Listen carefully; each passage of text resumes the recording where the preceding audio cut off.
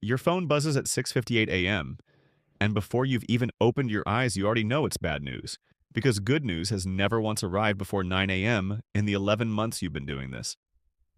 It's your co-founder. 3 words. Lead investor gone.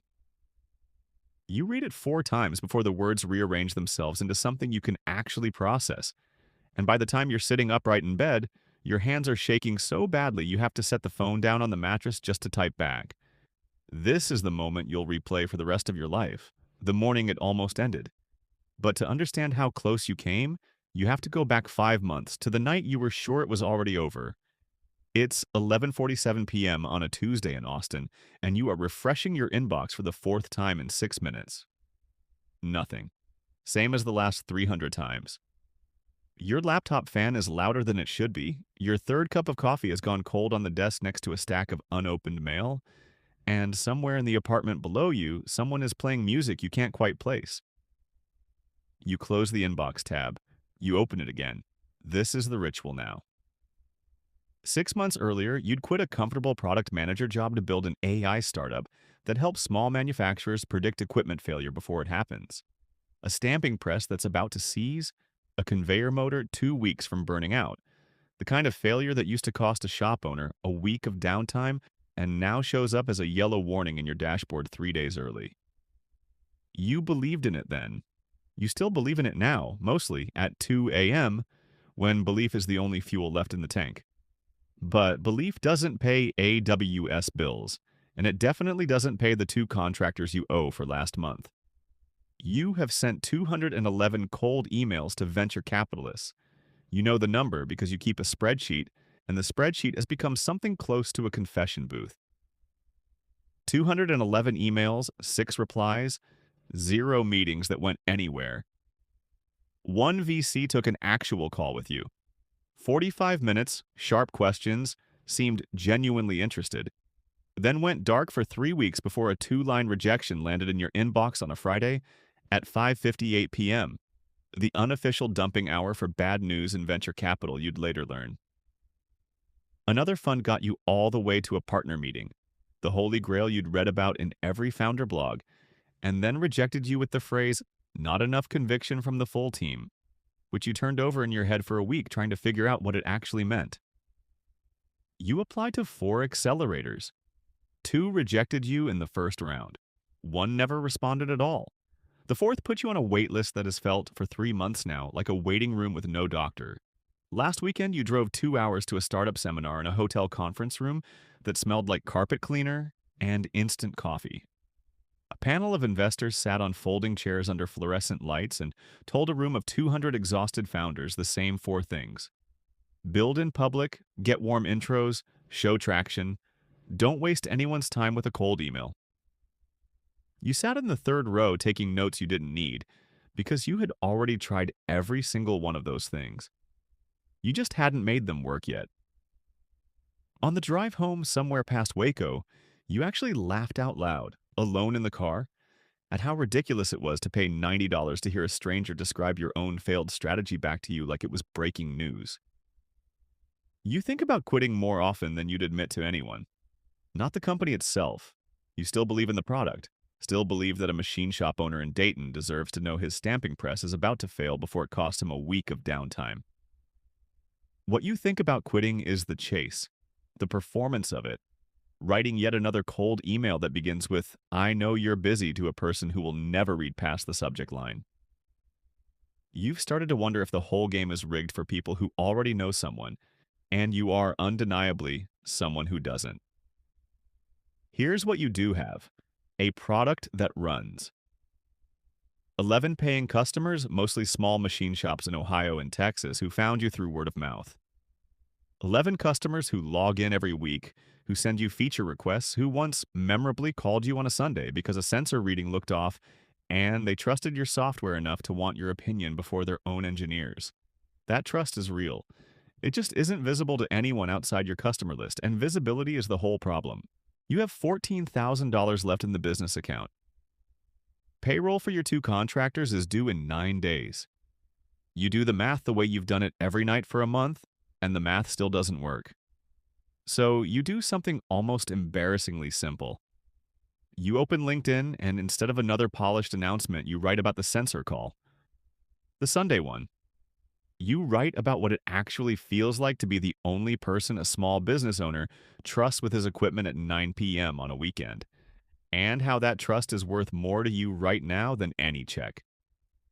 You post it without overthinking it because you're too tired to overthink anything anymore. By morning, it has 40 comments. A founder in Chicago you've never met says he had the exact same moment with his first customer. A woman running a supply chain startup in Denver asks if you're raising. You say you are quietly, mostly hoping someone will notice. Someone does. An angel investor named on his profile only as early stage industrial tech based in Pittsburgh. And he sends you a two-line message. Interesting problem. What does your customer retention look like? You answer honestly. 11 customers, 100% retention, 40% month-over-month usage growth off a small base, and a waitlist of 6 more shops that heard about you from your existing customers. He asks for 15 minutes. 15 minutes turns into 40. He doesn't invest that week or the next, but he does something more valuable than a check. He forwards your deck to 2 people he trusts, with a note that says, "Watch this one." You keep posting. Not every day, not performing, just telling the truth about what building this actually feels like. The near miss with a customer's server going down, the week you almost couldn't make payroll, the morning a 12th customer signed up unprompted. You start showing screenshots of usage graphs instead of vague promises. The graphs are small, they are also real, and real is rare online. Some posts land with nobody. You publish one about your churn philosophy, and it gets 9 likes, 3 of them from your contractors. You feel foolish briefly, the way you always do when you put something honest into the world, and the world shrugs. But you post again the next week anyway, because the alternative is going back to the spreadsheet of unanswered emails, and you already know how that story ends. Somewhere in this stretch, you also try AngelList seriously for the first time, filling out a real profile instead of the half-finished one you abandoned months ago, and you message a dozen angel investors who've backed industrial software before. 2 reply. One says he's not investing right now, but forwards your profile to a colleague. It feels like nothing. It turns out to be something. 3 weeks later, you're at a founder meetup in a co-working space in Austin, standing near the bad coffee because it's the only place with room to breathe, when a woman introduces herself. She built a logistics software company 2 years ago and raised a seed round from a fund you've cold emailed twice with no reply. She says she saw your LinkedIn posts. She says the sensor story stuck with her. Then she says the sentence that changes the next 6 months of your life. You should talk to my investor. I'll make the intro tonight. The intro email goes out before you've even left the parking lot. 2 days later, you're on a video call with a partner at a fund based in San Francisco, someone who has led rounds in 3 companies you actually respect. She doesn't ask about your deck first. She asks about your customers. You tell her about the 11, about the wait list of 6, about the retention number that hasn't moved because nobody has ever left. She asks hard questions, real ones, the kind that make your stomach drop because you don't have a rehearsed answer ready. What happens to your model if a customer's plant closes? How you'll price this once you're past word of mouth? Whether 2 engineers can really support 40 industrial customers without the whole thing catching fire. You don't have perfect answers. You have honest ones, and you can see her writing something down. That call leads to another, and 3 weeks after that, you're staring at a term sheet you almost don't believe is real. $2 million lead investor, with room for others to follow. You read the email twice, then a third time, then you call your co-founder, and neither of you says anything for a full 10 seconds before you both start talking at once. For 11 days, everything moves fast in the way you'd always hoped it would. The Pittsburgh Angel comes in for a check. 2 funds that ignored your cold emails months earlier now reply within hours because the story has changed. You are no longer a stranger asking for money. You are a founder that a fund they respect has already backed. You start drafting a launch post in your head. You let yourself just once imagine what it will feel like to make payroll without doing math at midnight. Then, on a Thursday, The partner who led your deal calls instead of emailing. And you know before she says a word that something is wrong, because good news comes by email, and bad news always seems to need a voice attached to it. Her fund's largest institutional backer, an outside LP, has pulled back commitments across their whole portfolio that quarter. A liquidity issue that has nothing to do with you, nothing to do with your 11 customers or your 40% growth, and everything to do with a spreadsheet 3 levels removed from anything you control. The term sheet is dead, not paused. Dead. She's sorry. She still believes in the company. It doesn't matter. $2 million evaporates in a 9-minute phone call, and you have $6,300 left in the account and a payroll run in 5 days. This is the morning your co-founder's text arrives. Lead investor gone, and you understand now why it hit you the way it did. You sit on the edge of your bed for a long time. You think about quitting seriously this time? Not the tired 2 a.m. kind of thinking about it, but the cold, clear kind. You think about what you'd even say to your 11 customers, the ones who trust you enough to call on a Sunday night. Instead, you do the only thing you know how to do anymore. You open LinkedIn and you write the truest post you've ever published. Not a victory lap, not a humble brag, just the facts. A term sheet fell through for reasons that had nothing to do with your business. You're still building, you still believe in it. If anyone knows an investor who backs founders through the ugly parts, not just the highlight reel, you'd love an introduction. It is by every rule you learned at that hotel seminar, the wrong move. Investors don't want to see weakness. And yet within 6 hours, the post has 300 comments. And buried in them is a reply from the Denver founder who first asked if you were raising. Months ago. She says her lead investor from her own round specifically looks for companies that survive exactly this kind of gut punch, because it tells him more about a founder than any pitch deck ever could. She makes the introduction that afternoon. You get on a call the next morning running on maybe 3 hours of sleep, and instead of hiding the story, you lead with it.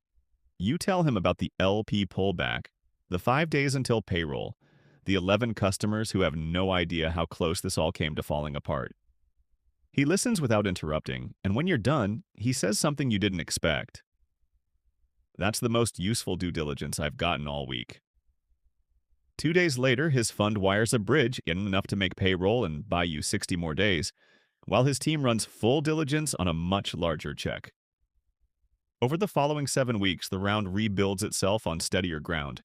His fund at $2.5 million, a manufacturing industry strategic investor at $1.5 million, the Pittsburgh Angels check finally landing, and 3 smaller funds and 4 other angels filling in the rest. Your lawyer walks you through the cap table on a call that runs 2 hours longer than scheduled, and somewhere in the middle of discussing liquidation preferences, you have to mute yourself because your hands won't stop shaking. The same way they did the morning you got the text that started all of this. The morning the wire is scheduled to hit, you don't sleep.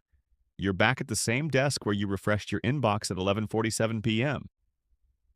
11 months earlier, except now you're refreshing your bank app at 9:14 a.m. Central Time, the number changes. $6,218,000, sitting where $6,300 once sat between you and total collapse. You don't call anyone right away. You sit there for a long minute and you think about the 211 emails nobody answered, the partner meeting that ended in not enough conviction, the term sheet that died in a 9-minute phone call. None of it was wasted exactly, but none of it was the thing that worked either. What worked was telling the truth in public, twice. Once when things were going well and once when they weren't, until the right people happened to be listening both times. You finally pick up your phone and call your co-founder. He answers on the first ring, like he's been sitting there refreshing something too. "It's in," you say. There's a pause, then he laughs, the kind of laugh that's really relief wearing a different coat. You hire 2 more engineers that week. You sign the 12th, 13th, and 14th customers off the waitlist by the end of the month. You keep posting on LinkedIn because it turns out the habit that got you noticed is also the one that kept people paying attention when everything almost fell apart. And some nights when a new founder messages you asking how you finally raised your round, you tell them the whole truth. Not just the highlight version, It wasn't the pitch deck, and it wasn't luck, and it definitely wasn't a straight line. It was showing up publicly and honestly for long enough that the right strangers could find you, twice, and then treating those relationships like they mattered more than the next 50 emails you didn't send. The $6,300 nights are over, but you keep the spreadsheet of 211 emails saved on your desktop anyway, right next to a screenshot of the text that said, "Lead investor gone," because together they remind you what the 6 million actually cost and what it was actually made of.